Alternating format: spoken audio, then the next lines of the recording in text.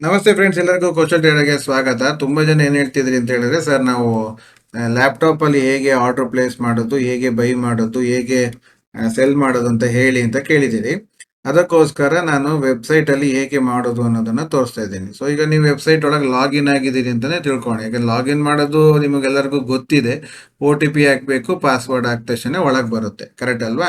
www.angel1 ಹೋದ್ರೆ ಅದು OTP ಹಾಕಿ ಒಳಗೆ ಬರ್ಬೋದು. ಬಂದಾಗ ನಿಮ್ಗೆ ಈ ರೀತಿ ಪೇಜ್ ಇರುತ್ತೆ.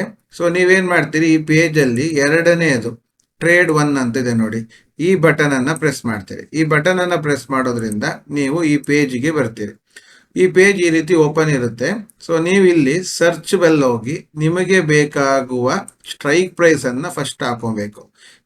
ಈಗ ಉದಾಹರಣೆಗೆ ಈಗ ನಾವು 24,050 CE ಅನ್ನೋದನ್ನ ಹಾಕೊಳ್ಳೋದಂದ್ರೆ ಹೇಗೆ, ವಾಚ್ ಲಿಸ್ಟಿಗೆ ಇಲ್ಲೊಂದು ಸ್ಟಾರ್ ಬಟನ್ ಇದೆ ನೋಡಿ. ಈ ಸ್ಟಾರ್ ಬಟನ್ ಅನ್ನ ಪ್ರೆಸ್ ಮಾಡಬೇಕು. ಈ ಸ್ಟಾರ್ ಬಟನ್ ಅನ್ನ ಪ್ರೆಸ್ ಮಾಡಿದಾಗ ಈ ರೀತಿ ಇದ್ದ ಸ್ಟಾರ್ ಪ್ಲೈನ್ ಆಗಿದ್ದು ಯೆಲ್ಲೋ ಕಲರ್ ಆಗಿ ಕನ್ವರ್ಟ್ ಆಗುತ್ತೆ. ಕನ್ವರ್ಟ್ ಆದ್ರೆ ಅದು ವಾಚ್ ಲಿಸ್ಟಿಗೆ ಆಡ್ ಆಗಿದೆ ಅಂತ ಅರ್ಥ.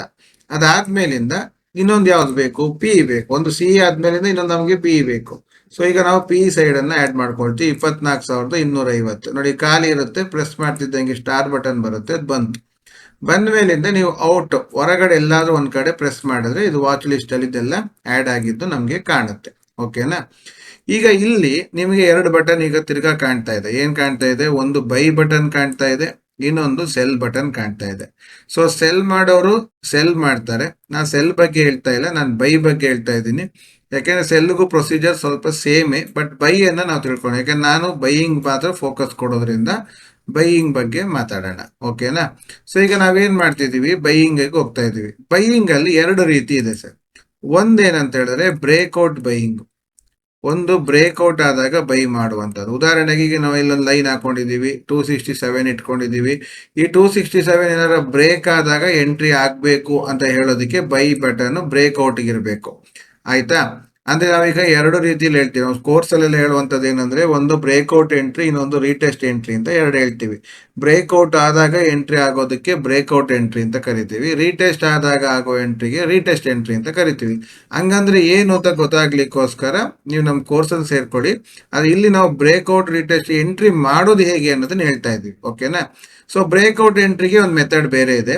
ರೀಟೆಸ್ಟ್ ಅಂದ್ರೆ ಏನಂದ್ರೆ, ಈಗ ಮಾರ್ಕೆಟ್ ನೋಡಿ 250ರಲ್ಲಿದೆ. ನೀವು ಇಲ್ಲಿ ಕೆಳಗೆ ಒಂದು ಲೈನ್ ಹಾಕೊಳ್ತೀರಿ. ಉದಾಹರಣೆಗೆ 150ಕ್ಕೆ ಬರಬೇಕು ಅಂತ. ಸೊ 150ಕ್ಕೆ ಬಂದಾಗ ತಗೊಳ್ತೀನಿ. ಮಾರ್ಕೆಟಿಗೆ 250ರಲ್ಲಿದೆ. ನೀವು 150ಕ್ಕೆ ಬಂದಾಗ ತಗೊಳ್ತೀವಿ ಅಂತ ಹೇಳಿದ್ರೆ ಅದಕ್ಕೆ ರೀಟೆಸ್ಟ್ ಎಂಟ್ರಿ ಅಂತ ಕರೀತಾರೆ. ರೀಟೆಸ್ಟ್ ಅಂದ್ರೆ ಕೆಳಗೆ ಬಂದಾಗ ತಗೊಳ್ಳುವಂಥದ್ದು ರೀಟೆಸ್ಟ್ ಎಂಟ್ರಿ. ಮೇಲೆ ಹೋದಾಗ ತಗೊಳ್ಳುವಂಥದ್ದು ಬ್ರೇಕ್ಔಟ್. ಮಾರ್ಕೆಟ್ ರೇಟ್ಗಿಂತ ಜಾಸ್ತಿ ರೇಟಲ್ಲಿ ನೀವು ತಗೊಂಡ್ರೆ ಅದು ಬ್ರೇಕ್ಔಟ್. ಮಾರ್ಕೆಟ್ ರೇಟ್ಗಿಂತ ಕಮ್ಮಿ ರೇಟಲ್ಲಿ ನೀವು ತಗೊಂಡ್ರೆ ಅದು ರೀಟೆಸ್ಟ್. ಓಕೆನಾ? ಈಗಿರೋ ಮಾರ್ಕೆಟ್ ರೇಟಲ್ಲಿ. ಸೊ ಇದಕ್ಕೆ ಪೊಸಿಷನಿಂಗ್ ಹೇಗೆ ಮಾಡೋದು ಅನ್ನೋದನ್ನ ನೋಡೋಣ. ಸೊ ಈಗ ಉದಾಹರಣೆಗೆ ಈಗ ಇಲ್ಲಿ ನಾವೀಗ ನೋಡ್ತಾ ಇದ್ದೀವಿ. ಓಕೆ, ಮಾರ್ಕೆಟ್ ಇದೆ ಝೋನ್ ಒಳಗೆ ಟೈಮ್ ಪಾಸ್ ಮಾಡ್ತಾ ಇದೆ. ನಮ್ಗೆ ಅನ್ಸುತ್ತೆ ಇದು ಬ್ರೇಕ್ ಆದ್ರೆ ಮೂವ್ಮೆಂಟ್ ಆಗ್ಬೋದು ಅಂತ. ಸೊ ನಾವು ಏನು ಯೋಚನೆ ಮಾಡ್ತೀವಿ, ಬ್ರೇಕ್ಔಟ್ ಎಂಟ್ರಿ ಮಾಡಕ್ಕೆ ಯೋಚನೆ ಮಾಡ್ತೀವಿ. ಸೊ ಈಗ ಏನ್ ಮಾಡ್ಬೇಕು, ಫಸ್ಟ್ ಬೈ ಬಟನ್ ಒತ್ತಬೇಕು. ಬೈ ಬಟನ್ ಒತ್ತಿದ್ದಂಗೆ ನಮ್ಗೆ ಈ ಪೇಜ್ ಓಪನ್ ಆಗುತ್ತೆ. ಈ ಪೇಜ್ ಅಲ್ಲಿ ಏನಿದೆ ಅಂದ್ರೆ, ಇದರಲ್ಲಿ ಒಂದು ರೆಗ್ಯುಲರ್ ಆರ್ಡರ್ ಅಂತ ಇದೆ, ಇನ್ನೊಂದು ಸ್ಟಾಪ್ ಲಾಸ್ ಆರ್ಡರ್ ಅಂತ ಇದೆ. ಓಕೆನಾ?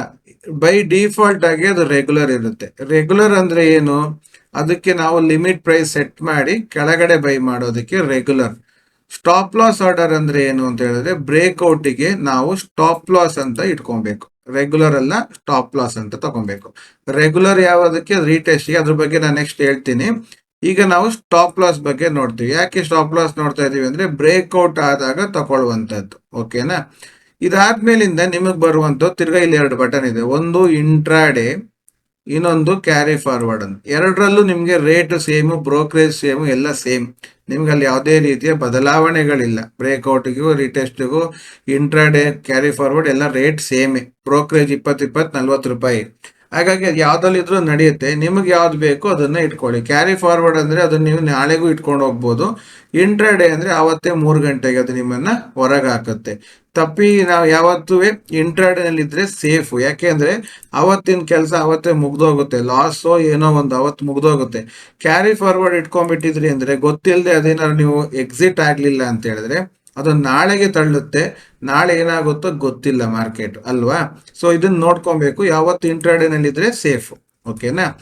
ಅದಾದ್ಮೇಲಿಂದ ನಿಮಗೆ ಎಷ್ಟು ಲಾಟ್ ಬೇಕು ಅದನ್ನ ಇಲ್ಲಿ ಎಂಟ್ರಿ ಮಾಡ್ಬೇಕು. ಇಲ್ಲಿ ಲಾಟ್ಸ್ ಅಂತ ಏನ್ ಕಾಣ್ತಾ ಇದೆ, ಈ ಲಾಟ್ ಕೆಳಗಡೆ ನಿಮ್ಗೆ ಎಷ್ಟು ಬೇಕೋ ಅಷ್ಟನ್ನ ಎಂಟ್ರಿ ಮಾಡ್ಬೋದು. ಉದಾಹರಣೆಗೆ ಈಗ ನಾವು ಒಂದು ಲಾಟ್ ಅಂತ ಎಂಟ್ರಿ ಮಾಡ್ತೀವಿ. ಓಕೆನಾ. ಸೊ ಈಗ ಒಂದು lot is the minimum. So ಒಂದು ಲಾಟ್ ಅಂತ ಎಂಟ್ರಿ ಮಾಡಿದ್ವಿ, ಅದಕ್ಕಿಂತ ಕಮ್ಮಿ ಆಗಲ್ಲ. ಒಂದು ಲಾಟ್ ಅಂದ್ರೆ ಎಷ್ಟು, ಒಂದು ಲಾಟ್ ಅಲ್ಲಿ 65 ಯೂನಿಟ್ ಇರುತ್ತೆ. 65 ಯೂನಿಟ್ ಸೇರಿ ಒಂದು ಲಾಟ್. ಓಕೆನಾ. ಈಗ ಮಿನಿಮಮ್ 65 ಕ್ವಾಂಟಿಟಿ ಇದ್ರೆ ಒಂದು ಲಾಟ್ ಅಂತ ಇಲ್ಲಿ ಬರ್ದಿದ್ದಾರೆ, ನಿಮಗೆ ಗೊತ್ತಾಗ್ತಿದೆ. ಓಕೆ, ನಿಮ್ಗೆ ಎಷ್ಟು ಬೇಕೋ ಅಷ್ಟು ಹಾಕೊಬಹುದು. ಈಗ ಅದಕ್ಕೆ ಏನ್ ಹೇಳುತ್ತೆ, ಬ್ರೇಕ್ಔಟ್ ಎಂಟ್ರಿ ಪ್ರೈಸ್ ಏನು, ಟ್ರಿಗರ್ ಪ್ರೈಸ್ ಏನು ಅಂತ ಕೇಳುತ್ತೆ. ಈಗ ಉದಾಹರಣೆಗೆ ನಾವೀಗ 268 ಮೇಲೆ ತಗೊಬೇಕಂದ್ರೆ ನಾವಿಲ್ಲಿ ಬರಿಬೇಕು 268 ಅಂತ ಬರಿತೀವಿ. ಓಕೆನಾ. ಅವಾಗ ಇಲ್ಲಿ ಕೇಳುತ್ತೆ ನಿಮಗೆ ರಿಕ್ವೈರ್ ಇರುವ ಅಮೌಂಟ್ 17-18 ಸಾವಿರ ರೂಪಾಯಿ ಇರಬೇಕು ಅಂತ. ನಿಮ್ಮ ಅಕೌಂಟ್ ಅಲ್ಲಿ ಇದ್ರೆ, ಅವೈಲೇಬಲ್ ಇದ್ರೆ ಅದು ಓಕೆ ಮಾಡುತ್ತೆ. ಅಮೌಂಟ್ ಇಲ್ಲ ಅಂದ್ರೆ ಇನ್ಸಫಿಶಿಯಂಟ್ ಬ್ಯಾಲೆನ್ಸ್ ಅಂತ ತಗೊಳ್ಳಲ್ಲ. ಓಕೆನಾ. ಈಗ ನಮ್ಮ ಹತ್ರ ಆ ಅಮೌಂಟ್ ಇದೆ ಅಂತ ಆಯ್ತು. ಓಕೆನಾ. ನಾವೀಗ ಏನ್ ಮಾಡ್ತಾ ಇದೀವಿ, ಬೈ ಅನ್ನ ಒಡ್ತಾ ಇದೀವಿ. ಓಕೆನಾ. ಪ್ಲೇಸ್ ಬೈ ಆರ್ಡರ್ ಅಂತ ಓದಿದ್ವಿ. ಅವಾಗ ಏನ್ ಹೇಳುತ್ತೆ ಅದು, order place and pending.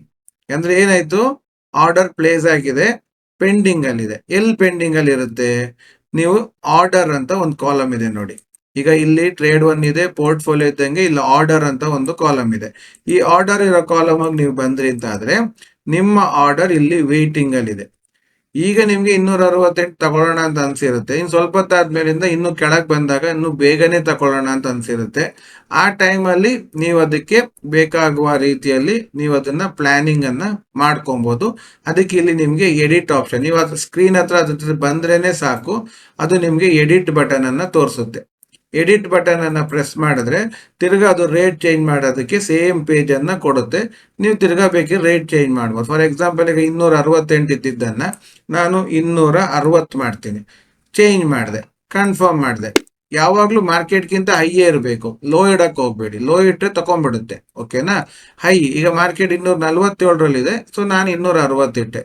Weight ಮಾಡುತ್ತೆ, ಏನು ಪ್ರಾಬ್ಲಮ್ ಇಲ್ಲ, ವೆಯ್ಟ್ ಮಾಡುತ್ತೆ. ಓಕೆನಾ. ಸೊ ಇನ್ನು ಸ್ವಲ್ಪ ಕೆಳಗೆ ಬಂದಾಗ ನೀವು ಅದನ್ನ ಕಮ್ಮಿ ಮಾಡ್ಕೊಂಡ್ ಬರ್ಬೋದು. ಈಗ ನಮ್ಗೆ ಏನಂತ ಹೇಳಿದ್ರೆ, ಇದು ಎಂಟ್ರಿ ಆದ ಮೇಲೆ ಏನಾಗುತ್ತೆ ಅನ್ನೋದು ನಮಗೆ ಗೊತ್ತಾಗ್ಬೇಕು. ಕರೆಕ್ಟ್ ಅಲ್ವಾ. ಸ್ಟಾಪ್ ಲಾಸ್ ಇಡೋದು ಹೇಗೆ, ಟಾರ್ಗೆಟ್ ಇಡೋದು ಹೇಗೆ ಅನ್ನೋದು ನಮಗೆ ಗೊತ್ತಾಗ್ಬೇಕು. ಅದಕ್ಕೋಸ್ಕರ ಈಗ ನಾನು ಎಂಟ್ರಿ ಮಾಡ್ತಾ ಇದ್ದೀನಿ. ಅದಕ್ಕೋಸ್ಕರ ನಾನು ಈಗ ಏನ್ ಮಾಡ್ತಾ ಇದ್ದೀನಿ, ಇದನ್ನ ಕಮ್ಮಿ ಇಡ್ತಾ ಇದ್ದೀನಿ. ಉದಾಹರಣೆಗೆ ಇದನ್ನ ಈಗ 260ರಿಂದ 251ಕ್ಕೆ ನಾನೀಗ ಇಡ್ತಾ ಇದ್ದೀನಿ. ಓಕೆನಾ. ಇದು 251ಕ್ಕೆ ಬಂದ್ರೆ ಎಂಟ್ರಿ ಆಗ್ಲಿ ಅಂತ ಹೇಳಿದೀವಿ. ಸೊ ಈಗ ಅದು ಎಂಟ್ರಿಗೆ ಬರುತ್ತಾ ಅಂತ ನೋಡೋಣ. ಬಂದ ಮೇಲಿಂದ ಆಯ್ತು ನಾವು ಅದು ಎಂಟ್ರಿ ಬಗ್ಗೆ ಮಾತಾಡ್ಲಿಕ್ಕೆ. ಸೊ ವೆಯ್ಟ್ ಮಾಡೋಣ. ಇನ್ನು ಕೆಳಗೆ ಹೋದ್ರೆ ನಾವು ಸ್ವಲ್ಪ ನಿಮ್ಗೆ ಅರ್ಥ ಮಾಡಿಸ್ಲಿಕ್ಕೋಸ್ಕರ ನಾವು ಇವಾಗ ಎಂಟ್ರಿ ಮಾಡ್ತಾ ಇದ್ದೀವಿ. ಅದನ್ನ ಎಂಟ್ರಿ ಮಾಡಕ್ಕೆ ಟ್ರೈ ಮಾಡೋಣ. ಓಕೆನಾ. ಮಾರ್ಕೆಟ್ ಅಲ್ಲಿ ಈಗ ನೋಡಿ, ನಿಮ್ಮ ಚಾರ್ಟ್ ಅಲ್ಲಿ ನೋಡಿದ್ರು ನಿಮ್ಗಲ್ಲಿ ಕಾಣುತ್ತೆ ನಾವು ಎಂಟ್ರಿ ಮಾಡಕ್ ಆಯ್ತಾ ಇರೋದು 251ರಲ್ಲಿ. ಬಟ್ ಅವನು ಕೆಳಗೆ ಹೋಗ್ತಾ ಇದ್ದಾನೆ. ಸರಿಯಾ. ಇನ್ನೊಂದು ರೀತಿಯಲ್ಲೂ ಮಾಡ್ಬೋದು. ನಿಮ್ಗೆ ಅಲ್ಲಿ ಆರ್ಡರ್ ಹತ್ರ ಹೋಗಕ್ಕಾಗಲ್ಲ, ನಾವು ಚಾರ್ಟ್ ನೋಡ್ತಾ ಇರ್ತೀವಿ ಸರ್, ನಮ್ಗೆ ಅದು ಅರ್ಥ ಆಗಲ್ಲ ಅಂದ್ರೆ ನೀವು ಇಲ್ಲೇ ಈ ಒಂದು ಲೈನ್ ಏನ್ ಕಾಣ್ತಾ ಇದೆ, ಇದು ಬೈ ಆಗೋದಕ್ಕೆ ಇರುವಂತ ಲೈನ್. ನೀವು ಈ ಲೈನ್ ಅನ್ನೇ ಮೂವ್ ಮಾಡಿದ್ರೆ ನಿಮಗದು ಓಪನ್ ಆಗುತ್ತೆ. ಸ್ವಲ್ಪ ಹಿಂಗ್ ತಳ್ಳಿದ್ರೆ ಸಾಕು, ಓಪನ್ ಆಗುತ್ತೆ. ನೀವೀಗ ಇಲ್ಲಿ ನೋಡ್ಕೊಂಡೇ ಚೇಂಜ್ ಮಾಡ್ಕೊಬಹುದು. ಈಗ ಉದಾಹರಣೆ ನೋಡಿ, 251 ಬರ್ಲೇ ಇಲ್ಲ, ಇನ್ನು ಕೆಳಗೆ ಹೋಗ್ತಾ ಇದ್ದಾನೆ. ಸೊ ಈಗ ನಾನೇನ್ ಮಾಡ್ಬೋದು, ಇನ್ನು ಸ್ವಲ್ಪ ಮುಂದೆ ಬರ್ಲಿ ಅಂತ 248 ಇಡ್ತೀನಿ. ಓಕೆನಾ. 248 ಇಟ್ಟೆ. ಇಲ್ಲೇ ಎಡಿಟ್ ಮಾಡ್ಬೋದು. ನೀವು ಅಲ್ಲಿ ಹಿಂದ್ಗಡೆ ಹೋಗಿ ಆ ಸ್ಕ್ರೀನ್ ಅಲ್ಲಿ ಮಾಡಬೇಕು ಅಂತ ಇಲ್ಲ, ಇಲ್ಲೇ ಮಾಡಿದ್ರು ಸಹ ವರ್ಕ್ ಆಗುತ್ತೆ. ಓಕೆನಾ. ಈಗ ನಮ್ಗೆ ಎಂಟ್ರಿ ಆಗದೆ ನಾವೀಗ ಸ್ಟಾಪ್ ಲಾಸ್ ಟಾರ್ಗೆಟ್ ತೋರ್ಸಕ್ಕೆ ಆಗ್ತಾ ಇಲ್ಲ. ಸೊ ಮಾರ್ಕೆಟ್ ಅಲ್ಲಿ ಎಂಟ್ರಿ ಆಗಕ್ಕೆ ಕಾಯ್ತಾ ಇದ್ದೀವಿ. 47 ಬಂದ ನೋಡೋಣ ಎಂಟ್ರಿ ಆಗ್ಲಿ. ಎಂಟ್ರಿ ಆಗ್ತಿದ್ದಂಗೆ ನಾವು ಸ್ಟಾಪ್ ಲಾಸ್ ಇಡೋದು ಹೇಗೆ, ಟಾರ್ಗೆಟ್ ಇಡೋದು ಹೇಗೆ ಅನ್ನೋದನ್ನ ತೋರಿಸ್ಕೊಡ್ತೀನಿ. ಎಸ್, ಇನ್ನೊಂದು 47, 80. ಎಸ್, ನೋಡಿ ಈಗ ಟಕ್ ಅಂತ ಸೌಂಡ್ ಬಂತಲ್ಲ, ನಿಮ್ಗೆ ಅಂದ್ರೆ ಎಂಟ್ರಿ ಆಗಿದೆ ಅಂತ ಅರ್ಥ. ಈಗ ನೋಡಿ ಇಲ್ಲಿ ನಿಮ್ಗೆ ರನ್ ಆಗ್ತಾ ಇದೆ, ಇಲ್ಲಿ ನಿಮ್ಗೆ ರೇಟ್ ಪ್ರಾಫಿಟ್ ರನ್ ಆಗ್ತಾ ಇದೆ. ನೀವೀಗ ನೀವೇನ್ ಮಾಡ್ಬೋದು, ಎಕ್ಸಿಟ್ ಮಾಡೋದಿದ್ರೆ ಇಲ್ಲೇ ಇಂಟು ಮಾರ್ಕ್ ಕೊಟ್ಟು ಎಕ್ಸಿಟ್ ಮಾಡ್ಬೋದು. ಅದೇ ಈಗ ನಾವು ಸ್ಟಾಪ್ ಲಾಸ್ ಮತ್ತೆ ಟಾರ್ಗೆಟ್ ಇಡೋದನ್ನ ಫಸ್ಟ್ ನೋಡ್ತಾ ಇದೀವಿ. ಸೊ ನೀವು ಡೈರೆಕ್ಟ್ ಆಗಿ ಪೊಸಿಷನ್ ಹೋಗ್ಬೇಕು. ಪೊಸಿಷನ್ ಅಂತ ಇಲ್ಲಿ ಕಾಣ್ತಿದೆ ನೋಡಿ, trade 1, portfolio, order, position. So ಈಗ ನಾವು ಈಗ ಪೊಸಿಷನ್ಗೆ ಹೋಗ್ತೀವಿ. ಸೊ ಈಗ ಪೊಸಿಷನ್ ಹತ್ರ ಬಂದಾಗ ನಿಮ್ಮ ಇಲ್ಲಿ ಪೊಸಿಷನ್ ರನ್ ಆಗ್ತಾ ಇರುತ್ತೆ. ಓಕೆನಾ. ಈ ಪೊಸಿಷನ್ ಹತ್ರ ಬಂದಾಗ ನಿಮಗೆ ಇಲ್ಲಿ ನೋಡಿ ಕಾಣ್ತಿದೆ ನೋಡಿ, by more set stop loss and target, exit, 3 button ಕಾಣುತ್ತೆ. ಸೊ ಈಗ ನಾವೇನ್ ಮಾಡ್ತೀವಿ, ಸೆಟ್ ಸ್ಟಾಪ್ ಲಾಸ್ ಅಂಡ್ ಟಾರ್ಗೆಟ್ಗೆ ಬರ್ತಾ ಇದೀವಿ. ಈಗ ನಾನು ತಗೊಂಡಿದ್ದು 248ಗೆ. ಸೊ ನಾನೀಗ ಒಂದು ಅಂದಾಜಿಗೆ ಒಂದು 10 ಪಾಯಿಂಟ್ ಸ್ಟಾಪ್ ಲಾಸ್ ಇಡ್ತೀನಿ, 238. ಓಕೆನಾ. ಟಾರ್ಗೆಟ್ ಏನ್ ಇಡ್ತೀನಿ, ಟಾರ್ಗೆಟ್ 258 ಇಡ್ತೀನಿ. ಓಕೆನಾ. ಯಾಕೆಂದ್ರೆ ನನಗೆ 10 ಪಾಯಿಂಟ್ಗೆ 10 ಪಾಯಿಂಟ್ ಬೇಕು ಅಂತ ನಾನು ಸ್ಟಾಪ್ ಲಾಸ್ ಇಟ್ಟಿದ್ದೀನಿ. ಈಗ place cell and by, place cell order ಅಂತ ಇದೆ. ಅಂದ್ರೆ ಇಲ್ಲಿ ನಾವು ಈಗ ಎರಡನ್ನು ಇಟ್ಟಿದ್ದೀವಿ, ಸ್ಟಾಪ್ ಲಾಸ್ ಟ್ರಿಗರ್ ಮಾಡಿ ಇಟ್ಟಿದ್ದೀವಿ, ಟಾರ್ಗೆಟ್ ಟ್ರಿಗರ್ ಮಾಡಿ ಇಟ್ಟಿದ್ದೀವಿ. ಓಕೆನಾ. ಇದೆರಡು ಆದ್ಮೇಲಿಂದ ನಾವೇನ್ ಮಾಡಬೇಕು, ಪ್ಲೇಸ್ ಸೆಲ್ ಆರ್ಡರ್ ಹಾಕಿ ಇಟ್ಟಿದ್ದೀವಿ. ಈಗ ನೀವು ನಿಮ್ಮ ಟ್ರೇಡ್ 1ಗೆ ಹೋದಾಗ ನಿಮ್ಗೆ ಇಲ್ಲಿ ಎರಡು ಕಾಣುತ್ತೆ ನೋಡಿ, ನಿಮ್ಗೆ ಎರಡೂ ಕಾಣುತ್ತೆ. ಈ ಕಡೆ ಸ್ಟಾಪ್ ಲಾಸ್ ಕಾಣುತ್ತೆ, ಈ ಕಡೆ ಟಾರ್ಗೆಟ್ ಕಾಣುತ್ತೆ.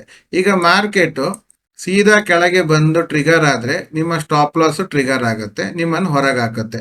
ಅದೇ ಮಾರ್ಕೆಟ್ ಮೇಲೆ ಹೋಯ್ತು ಅಂತ ಆದ್ರೆ ನಿಮ್ಮ ಟಾರ್ಗೆಟ್ಗೆ ನಿಮ್ಗೆ ಟ್ರಿಗರ್ ಆಗುತ್ತೆ. ಈಗ ನಿಮ್ಗೆ ಏನ್ ಅನ್ಸ್ಬೋದು, ಇಲ್ಲ ಸರ್ ಮಾರ್ಕೆಟ್ ಇನ್ನೂ ಸ್ವಲ್ಪ ಮೇಲೆ ಹೋಗೋಂಗ್ ಕಾಣ್ತಾ ಇದೆ ಅಂತ. ಅವಾಗ ನೀವು ಈ ಟಾರ್ಗೆಟ್ ಅನ್ನ ಒಂದ್ ಸ್ವಲ್ಪ ಮೂವ್ ಮಾಡಿದ್ರೆ ನಿಮ್ಗೆ ಓಪನ್ ಆಗುತ್ತೆ. ಅಲ್ಲಿ ನೀವು ಟಾರ್ಗೆಟ್ ಜಾಗದಲ್ಲಿ ಮಾತ್ರ ನೀವು ಚೇಂಜ್ ಮಾಡ್ಬೋದು. ಫಾರ್ ಎಕ್ಸಾಂಪಲ್ ಈಗ 275 ಅಂತ ಇಟ್ಟಿದ್ದೀರಿ. ಸೊ ಈಗ ಟಾರ್ಗೆಟ್ ಅನ್ನು ಇಟ್ಟಿದ್ದೀರಿ. So confirm ಒತ್ತಿದ್ರಿ. ಈಗ ನೋಡಿ ಟಾರ್ಗೆಟ್ ಮೇಲೋಯ್ತು, ಕರೆಕ್ಟ್ ಅಲ್ವಾ. ಈಗ ನಿಮ್ಗೆ ಟ್ರೇಡ್ ತಗೊಂಡಾದ್ಮೇಲೆ ನಿಮ್ಗೆ ಡೌಟ್ ಬಂತು, ಇದು ಯಾಕೋ ಹೋಗೋಂಗ್ ಕಾಣ್ತಾ ಇಲ್ಲ ಸರ್, ಈಗ ವಾಪಸ್ ಬರೋಂಗ್ ಆಗ್ತಾ ಇದೆ. ಅಥವಾ ನೀವು ಟ್ರಯಲಿಂಗ್ ಸ್ಟಾಪ್ ಲಾಸ್ ಮಾಡ್ತಾ ಇದ್ದೀರಿ, 275 ತಗೊಂಡು ಟಾರ್ಗೆಟ್ ಇಟ್ಟಿದ್ದೀರಿ, ಬಟ್ ಅದು ಮೂವ್ ಆಗ್ತಾ ಇರ್ಬೇಕಾದ್ರೆ ನೀವು ಟ್ರಯಲಿಂಗ್ ಸ್ಟಾಪ್ ಲಾಸ್ ಮಾಡೋಣ ಅಂತ ಅನ್ಸ್ತು. ಸೊ ಈಗ ನೀವೇನ್ ಮಾಡ್ತೀರಿ, ಟ್ರಯಲಿಂಗ್ ಮಾಡ್ತೀರಿ. 238 ಎಲ್ಲ ಕೊಡೋದು ಬೇಡ, ನಾನು ಕಮ್ಮಿ ಕೊಡ್ತೀನಿ. ಎಷ್ಟು, 240 ಕೊಡ್ತೀನಿ ಸರ್. ಓಕೆ, 240 ಅಂತ ನೀವು ಸ್ಟಾಪ್ ಲಾಸ್ ಅಲ್ಲಿ ಚೇಂಜ್ ಮಾಡಬೇಕು. ನೀವು ಟಾರ್ಗೆಟ್ ಅಲ್ಲಿ ಏನು ಮುಟ್ಟೋದು ಬೇಡ, ಸ್ಟಾಪ್ ಲಾಸ್ ಅಲ್ಲಿ ಚೇಂಜ್ ಮಾಡಿದ್ರೆ ನೀವು ಕನ್ಫರ್ಮ್ ಬಟನ್ ಒತ್ತಿದಾಗ ನಿಮ್ಮ ಸ್ಟಾಪ್ ಲಾಸ್ ಮೇಲ್ ಬರುತ್ತೆ. ಓಕೆನಾ. ನಿಮ್ಗೆ ಅದು ನೋಡ್ಕೊಂಡು ನೀವು ಸ್ಟಾಪ್ ಲಾಸ್ ಅನ್ನು ಚೇಂಜ್ ಮಾಡ್ಬೋದು, ಟಾರ್ಗೆಟ್ ಅನ್ನು ಚೇಂಜ್ ಮಾಡ್ಬೋದು. ನಿಮಗೆ ಆದ್ರೂ ಡೌಟ್ ಬರ್ತಾ ಇದೆ, ಇದು ಯಾವುದು ಬೇಡಪ್ಪ, ಟ್ರಯಲಿಂಗು ಬೇಡ, ಸ್ಟಾಪ್ ಲಾಸ್ ಬೇಡ, ಯಾವುದು ಬೇಡ, ನಾನು ಡೈರೆಕ್ಟ್ ಆಗಿ ಎಕ್ಸಿಟ್ ಆಗಬೇಕು ಅಂತ ಅನ್ಸಿದ್ರೆ ನೀವು ಡೈರೆಕ್ಟ್ ಆಗಿ ಏನ್ ಮಾಡ್ಬೇಕು, ಇಲ್ಲಿ ಪೊಸಿಷನ್ ಬರಬೇಕು. ಇಲ್ಲಿ ಪೊಸಿಷನ್ ಬನ್ನಿ. ಸೊ ಈಗ ಪೊಸಿಷನ್ ಬಂದಿದ್ದೀರಿ. ಸೊ ಪೊಸಿಷನ್ ಬಂದಾಗ ನಿಮ್ಗೆ ಇಲ್ಲಿ ರನ್ ಆಗ್ತಾ ಇದೆ, ಕರೆಕ್ಟ್ ಅಲ್ವಾ. ಈ ರನ್ ಆಗ್ತಿರ್ಬೇಕಾದ್ರೆ ನಿಮ್ಗೆ ಇಲ್ಲೊಂದು ಇಂಟು ಮಾರ್ಕ್ ಕಾಣುತ್ತೆ, ಇನ್ಸ್ಟೆಂಟ್ ಎಕ್ಸಿಟ್ ಅಂತ ಹೇಳ್ತಾರೆ. ಇನ್ಸ್ಟೆಂಟ್ ಕಾಫಿ ಇದ್ದಂಗೆ ಟಕ್ ಅಂತ ಎಕ್ಸಿಟ್ ಆಗುತ್ತೆ, ಯಾವುದೇ ಕಾರಣಕ್ಕೂ ಯೋಚನೆ ಮಾಡಲ್ಲ, ಇಮಿಡಿಯೇಟ್ ಆಗಿ ಎಕ್ಸಿಟ್ ಆಗುತ್ತೆ. ನಿಮ್ಮ ಸ್ಟಾಪ್ ಲಾಸ್ ಟಾರ್ಗೆಟ್ ನೀವೇನೆಲ್ಲ ಇಟ್ಟಿದ್ದೀರೋ ಅದೆಲ್ಲದು ಕ್ಯಾನ್ಸಲ್ ಆಗುವಂಥದ್ದು ಬರುತ್ತೆ. ಸೊ ನೀವೇನ್ ಮಾಡ್ತಾ ಇದ್ದೀರಿ, ಈಗ ಕಾಯ್ತಾ ಇದ್ದೀರಿ ಎಕ್ಸಿಟ್. ಇದು ನಮ್ದು ಸ್ಟಾಪ್ ಲಾಸ್ ಆಗಿಲ್ಲ, ಇನ್ನು ರನ್ ಅಲ್ಲಿ ಇದೆ. ಸೊ ಈಗ ನಾವು ಇನ್ಸ್ಟೆಂಟ್ ಎಕ್ಸಿಟ್ ಅನ್ನು ಕೊಡ್ಬೋದು ಅಥವಾ ಸ್ಟಾಪ್ ಲಾಸ್ ಅಲ್ಲೂ ಎಕ್ಸಿಟ್ ಆಗ್ಬೋದು. Let see. ಈಗ ಅದು 44, 45 ಅಲ್ಲಿ ಇದೆ. ನಮಗ್ ಬೇಡ ಅಂತ ಅನ್ಸಿದ್ರೆ ನಾವು ಸೀದಾ ಬಂದು ಇಲ್ಲಿ ಇನ್ಸ್ಟೆಂಟ್ ಎಕ್ಸಿಟ್ ಅನ್ನ ಕೊಡ್ಬೋದು. ಜಸ್ಟ್ ನೋಡೋಣ. ಈಗ 46, 47 ನಾವೀಗ ನಿಮ್ ಕಲ್ದಿ ಹೇಳ್ಕೊಡಕ್ಕೋಸ್ಕರ ಎಂಟ್ರಿ ಮಾಡಿದಲ್ವಾ.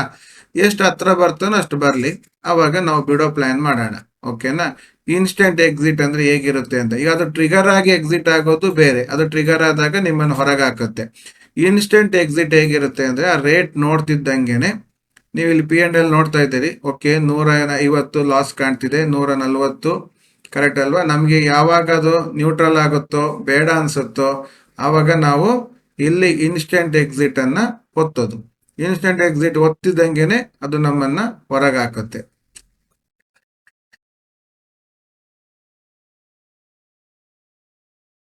Just C. ಈಗ 46 ಇದೆ, 46 ಮೇಲೆ ಹೋಗ್ತಾನ ಇಲ್ವಾ, ಬೇಡ. ನಮ್ಗೆ ಯಾಕೋ ಇದು ನಿಮ್ಗೆ ಹೇಳ್ಕೊಡೋದಕ್ಕೆ ಹೋಗಿ ಲೇಟ್ ಆಗೋದು ಬೇಡ, ನಾವು ಎಕ್ಸಿಟ್ ಒತ್ತೋಣ. ಸೊ ಈಗ ನೋಡಿ ಇಂಟು ಮಾರ್ಕ್ ಅನ್ನ ಒತ್ತಿದ್ದಂಗೆನೆ ಮಾರ್ಕೆಟ್ ನಿಮ್ಮನ್ನ ಹೊರಗೆ ಹಾಕಿ ಆಯ್ತು. 2 ಆರ್ಡರ್ ಕ್ಯಾನ್ಸಲ್ಡ್. ನಿಮ್ದು ಸ್ಟಾಪ್ ಲಾಸ್ ಟಾಪ್ ಎರಡನ್ನು ಹೊರಗೆ ಹಾಕಿ ಆಯ್ತು. ನಿಮ್ದು ಇಲ್ಲಿ ಯಾವ್ದು ಇಲ್ಲ, ಈಗ ಪೊಸಿಷನ್ ಅಲ್ಲಿ ಯಾವ್ದು ಇಲ್ಲ, ಎಲ್ಲ ಕ್ಲಿಯರ್ ಮಾಡಿ ಇಟ್ಟಿದೆ. ನೀವು ಆರ್ಡರ್ಸ್ ಅಲ್ಲಿ ಹೋಗಿ ನೋಡಿದ್ರು ಸಹ ನಿಮ್ಮ ಆರ್ಡರ್ ಹಿಸ್ಟ್ರಿಯಲ್ಲಿ ಅದೆಲ್ಲ ಕ್ಯಾನ್ಸಲ್ ಆಗಿರುತ್ತೆ. ನೀವು ಮಾಡಿದ್ದೆಲ್ಲ ರಿಜೆಕ್ಟೆಡ್, ಕ್ಯಾನ್ಸಲ್ಡ್ ಆಗಿ ನೀವು ಇನ್ಸ್ಟೆಂಟ್ ಆಗಿ ಹೊರಗೆ ಬರ್ಬೋದು. ಅಂದ್ರೆ ಮಾರ್ಕೆಟ್ ಅಲ್ಲಿ ಸಮ್ಟೈಮ್ಸ್ ನಿಮಗೆ ಅಂದ್ಕೊಂಡಂಗೆ ಹೋಗ್ತಾ ಇಲ್ಲ, ನಮ್ಗೆ ಬೇಡ ಅಂತ ಅನ್ಸ್ತು ಅಂದ್ರು ಇನ್ಸ್ಟೆಂಟ್ ಆಗಿ ಹೊರಗೆ ಬರುತ್ತೆ ಅಲ್ವಾ. ಸೊ ಈ ರೀತಿ ಮಾಡ್ಬೋದು ನೋಡಿ. ಯಾವಾಗ ನಮ್ಗೆ ಏನ್ ಲಾಸ್ ಇದೆಯೋ ಆ ಲಾಸ್ ಅಲ್ಲಿ ಹೊರಗೆ ಬರ್ತೀವಿ. ಸೊ ಈಗ ನೆಕ್ಸ್ಟ್ ಟ್ರೇಡ್ ಬಗ್ಗೆ ನೋಡೋಣ. ನೆಕ್ಸ್ಟ್ ಯಾವ್ದಂದ್ರೆ ರೀಟೆಸ್ಟ್ ಟ್ರೇಡ್. ರೀಟೆಸ್ಟ್ ಟ್ರೇಡ್ ಅಂತ ಹೇಳಿದ್ರೆ ಮಾರ್ಕೆಟ್ ಈಗ ಇಲ್ಲಿ ಮೇಲ್ಗಡೆ ರನ್ ಆಗ್ತಿದೆ. ನಿಮ್ಗೆ ಅನ್ಸುತ್ತೆ ಮಾರ್ಕೆಟ್ ಇಲ್ಲಿದೆ, ಓಕೆನಾ. ಸೊ ಇಲ್ಲಿ ಬೈ ಝೋನ್ ಇದೆ, ಇಲ್ಲಿ ಟಚ್ ಆದಾಗ ಮಾರ್ಕೆಟ್ ಬೌನ್ಸ್ ಆಗ್ಬೋದು ಅಂತ ನಿಮ್ಗೆ ಅನ್ಸ್ತು, ಓಕೆನಾ. ಇಲ್ಲಿ ಬಂದು ಮೇಲ್ಗಡೆ ಹೋಗ್ತಾನೆ. ಸೊ ನಾನು ಇಲ್ಲಿ ಬಂದಾಗ ತಗೊಬೇಕು, ಆಮೇಲಿಂದ ಮೇಲ್ ಹೋಗುತ್ತೆ ಅಂತ ಅನ್ಸುತ್ತೆ. ನೀವಾಗ ಏನ್ ಮಾಡಬೇಕು, ರೀಟೆಸ್ಟ್ ಎಂಟ್ರಿಯನ್ನು ಹಾಕ್ಬೇಕು. ಹೇಗೆ? ಸೊ ನೀವು ಬೈ ಬಟನ್ ಪ್ರೆಸ್ ಮಾಡ್ತೀರಿ. ಬೈ ಬಟನ್ ಪ್ರೆಸ್ ಆದಾಗ ಇದು ಓಪನ್ ಆಗುತ್ತೆ. ಅದು ಡಿಫಾಲ್ಟ್ ಆಗಿ ರೆಗ್ಯುಲರ್ ಅಲ್ಲಿ ಇರುತ್ತೆ. ಓಕೆನಾ? ಡಿಫಾಲ್ಟ್ ಆಗಿ ರೆಗ್ಯುಲರ್ ಅಲ್ಲಿ ಇರುತ್ತೆ. ರೆಗ್ಯುಲರ್ ಆಗಿ ಇದ್ದಿದ್ದನ್ನ ನೀವೇನ್ ಮಾಡಬೇಕು, ಇಲ್ಲಿ ಬಂದು ಒಂದು ಲಾಟ್ ಅಂತ ಹಾಕಿ, ಇಲ್ಲಿ ಬಟನ್ ಇದೆ ನೋಡಿ, ಮಾರ್ಕೆಟ್ ಅಲ್ಲಿ ಇರುತ್ತೆ. ಅದು ಡಿಫಾಲ್ಟ್ ಆಗಿ ಅದು ಮಾರ್ಕೆಟ್ ಅಲ್ಲಿ ಇರುತ್ತೆ. ಆ ಬಟನ್ ಅನ್ನ ನೀವು ಪ್ರೆಸ್ ಮಾಡಿದ್ರೆ ಅದು ಲಿಮಿಟ್ಗೆ ಹೋಗುತ್ತೆ. ಲಿಮಿಟ್ಗೆ ಹೋಗ್ತಿದ್ದಂಗೆ ನಿಮ್ಗೆ ಯಾವ ರೇಟ್ಗೆ ಬೇಕು ಅಂತ ಕೇಳುತ್ತೆ. ಸೊ ಈಗ ನೀವೇನ್ ಮಾಡಬೇಕು, ಆ ರೇಟ್ ಅನ್ನ ಬರಿಬೇಕು. ಉದಾಹರಣೆಗೆ ಈಗ ನಿಮ್ಗೆ ಏನ್ ಅನ್ಸ್ಬೋದು, 230ಕ್ಕೆ ಬರ್ಬೋದು ಅಂತ ಅನ್ಸುತ್ತೆ. 230 ಅಂತ ಟೈಪ್ ಮಾಡ್ತೀರಿ. ಓಕೆನಾ? ಎಷ್ಟು ರಿಕ್ವೈರ್ಡ್ ಅಮೌಂಟ್? 15,000 ಬೇಕು ಅಂತ ಹೇಳುತ್ತೆ. ನಿಮ್ಮಲ್ಲಿ ಇದ್ರೆ ಅದು ಓಕೆ ಅಂತ ಹೇಳುತ್ತೆ. ಪ್ಲೇಸ್ ಬೈ ಆರ್ಡರ್ ಹೇಳುತ್ತೆ. ನಿಮ್ಮ ಆರ್ಡರ್ ಪ್ಲೇಸ್ ಆಗಿ ಕೂತಿದೆ. ಓಕೆನಾ? ಈಗ ನಾವು ಇಲ್ಲಿ ಕಾಯ್ತಾ ಕೂತಿದ್ದೀವಿ. 230ಕ್ಕೆ ಬಂದ್ರೆ ಎಂಟ್ರಿ, ಆಮೇಲಿಂದ ಮೇಲಾಗುತ್ತೆ. ಈಗ ನಾವೇನ್ ಮಾಡ್ತೀವಿ, ಅದು ಎಂಟ್ರಿ ಆದ್ಮೇಲಿಂದ ಸ್ಟಾಪ್ ಲಾಸ್ ಮತ್ತೆ ಟಾರ್ಗೆಟ್ ಇಡೋದು ಹೇಗೆ ಅಂತ ನೋಡೋಣ. ಈಗ ಇದೆಲ್ಲಿ ವೇಟಿಂಗ್ ಅಲ್ಲಿ ಇರುತ್ತೆ ಅಂದ್ರೆ ಆರ್ಡರ್ ಅಲ್ಲಿ ಇರುತ್ತೆ. ಈಗ ನಿಮ್ಮ ಟ್ರೇಡ್ 1 ಪೋರ್ಟ್ಫೋಲಿಯೋ ಆರ್ಡರ್, ಈ ಆರ್ಡರ್ ಅಲ್ಲಿ ನೋಡಿ ವೇಟ್ ಮಾಡ್ತಾ ಇದೆ. ನಿಮ್ಮ ಆರ್ಡರ್ ಇಸ್ ಪೆಂಡಿಂಗ್, ಕರೆಕ್ಟ್ ಅಲ್ವಾ? ಪೆಂಡಿಂಗ್ ಅಲ್ಲಿ ಕಾಯ್ತಾ ಇರುತ್ತೆ. ನಿಮ್ಗೆ ಏನೋ ಚೇಂಜ್ ಮಾಡ್ಬೇಕಂತ ಅನ್ಸಿದ್ರೆ ನೀವು ಇಲ್ಲಿ ಚೇಂಜ್ ಮಾಡ್ಬೋದು. ಅವಾಗಿನ ತರನೇ ಈಗ 230 ಬದಲು ನೀವು ₹2 ಜಾಸ್ತಿ ಇಡ್ತೀನಿ ಅಂತ ಬಂದ್ರಿ, 235 ಇಟ್ರಿ. ಓಕೆ, 235 ಕನ್ಫರ್ಮ್ ಮಾಡಿದ್ರಿ, ಅದು ಚೇಂಜ್ ಆಯ್ತು, 235ಗೆ ಚೇಂಜ್ ಆಯ್ತು. ಈಗ ವೆಯ್ಟ್ ಆಗ್ತಾ ಇದೆ.